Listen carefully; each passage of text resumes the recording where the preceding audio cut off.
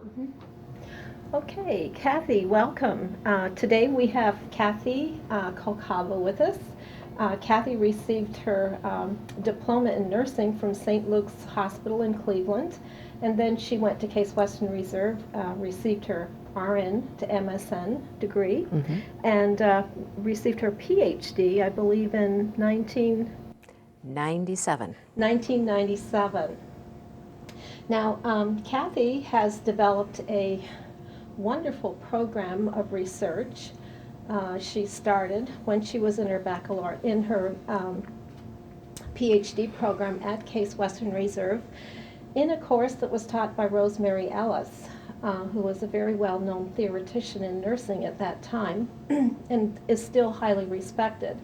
And Kathy, why don't you tell us a little bit about how you got involved in concept analysis Okay. and what that whole initial experience was like for you as a PhD student? Okay.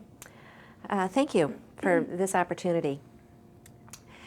The assignment that Dr. Ellis gave all of her students at the beginning of the program was to diagram our practice. And that sounds really easy, but it isn't. All of the students really struggled with this assignment because Dr. Ellis wanted us to show the relationships between the concepts that we had picked out from our practice. And she also wanted definitions, and I had not done such a thing before. At the time, I was working on a dementia unit, and because the residents were largely nonverbal, the staff and I were always trying to figure out how to keep them calm, how to get them to do the things that we wanted them to do, like brush their teeth and take a bath and socialize with the other residents. And if they got agitated, we tried to figure out why. And they could be showing symptoms of either a physiological problem or a psychological problem. So we knew that, but we also knew they couldn't tell us what was wrong. So we were instructed to go into the literature and find other concepts in our area of practice that were already developed and see if we had a total picture of what we were doing. And I found the concepts of facilitative environment, optimum function, and excess disabilities. So I tried to relate those together. Something was missing. And the piece that was missing was that desirable state that we wanted our residents to be in when they weren't doing tasks of optimum function.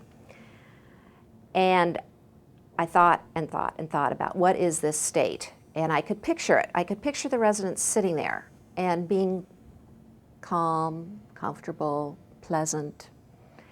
And I could see that if they were in that state, then if we asked them to do something, it worked. But we couldn't ask them to do something if they were all agitated and aggravated. Plus, if they were agitated and aggravated, they got everybody else around them agitated and aggravated. Well, to make a long story short, I developed the framework that is in the first article that we put on the web for you, called Gerontological Nursing, the Concept of Comfort in an Environmental Framework. And we made another copy of the diagram on page 35 of that article because this was in color and it didn't copy very well into black and white. And as you can see on that diagram, comfort is the result of preventing or treating psychological or physiological excess disabilities. And if the resident was in a state of comfort, then they could function optimally. That was my diagram of my practice. And the facilitative environment is there on the top. If it's truly a facilitative environment, this prevention and treatment of excess disabilities will happen. So at this point, Dr. Ellis got very ill, and she said, I want you to start working with Mary Adams, who was her specialty was gerontology. And Mary loved this diagram because, unbeknownst to me prior to my showing it to her, she said comfort was such a wonderful concept for nursing. She loved the concept. Please continue working on that. So, and she encouraged me to submit this for presentation after I prepared the article. That is what I did, and I was very naive because this was my very first professional presentation, and I went to Toronto. It was a gerontological conference, and the audience, I'm sure, could sense that it was my first presentation, and they gave me wonderful feedback. And from the audience came the question, have you analyzed the concept of comfort? And I hadn't. I didn't even know what a concept analysis was.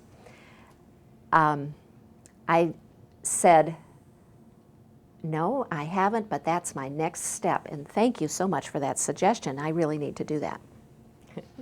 And I have found that is a very helpful way to handle these difficult questions. I've used that ever since. Always compliment the questioner, and then they're not getting aggressive with you. So I did feel like I had made a commitment, not only to that audience, but to myself. And if I was going to go anywhere with this, which Mary Adams wanted me to do, I did have to do this work. I hadn't yet had a course in concept analysis, but I was very fortunate to be married, and still am married, to a philosopher who really liked epistemology. And I asked him if he would help me do this concept analysis. So he agreed, and we worked together for almost 3 years on analyzing this while I was going to school part-time. And I got a lot of helpful suggestions from my professors too. That is another interesting story about the different styles of working and writing that my husband and I have. But eventually we did get our article finished, which is the second on your web selection there, called Analysis of the Concept of Comfort. Because my husband was a philosopher, I think this article is really difficult to read, but he would not let up on the language. And because it is difficult to read, we had very negative reviews in the American journals. That I submitted it to 3 or 4 American journals. One even said, "This gives me a headache."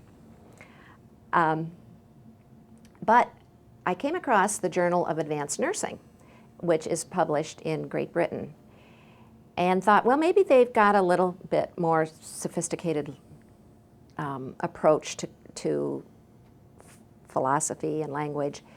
We sent it in, and they loved it, and they took it right away. So that was how we got the second article published. So if you find this difficult to read, I understand. I still think it's difficult.